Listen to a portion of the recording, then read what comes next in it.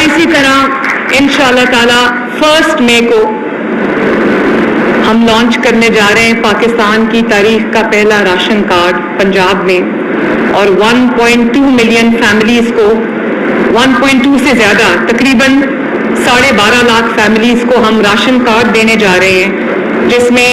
4 مہینے میں تقریباً 10,000 روپیہ ان کو ملے گا. وہ اپنا کم از کم کچن کا خرچہ جو ہے اس میں ان کی بہت مدد ہو جائے گی. اور وہ لوگ ہیں جو خود محنت مزدوری کرتے ہیں، اس میں سے زیادہ جو ہے وہ مزدوری پیشہ افراد ہیں، جو مزدور دن رات ایک کرتے ہیں اپنے بچوں کا پیٹ پالنے کے لیے، اپنے گھر والوں کا پیٹ پالنے کے لیے، لیکن ان کے کچن کے اخراجات پورے نہیں ہوتے، ان کے بچوں کی جو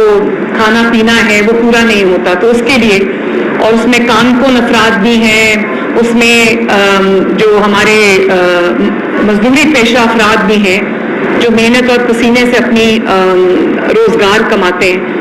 ان کے لیے راشن کارڈ ہم دینے جا رہے ہیں 12.5 لاکھ افراد کو. اور میری کوشش ہوگی کہ اس تعداد کو 12.5 لاکھ سے میں جتنا بڑھا سکوں اس کو بڑھاؤں گی.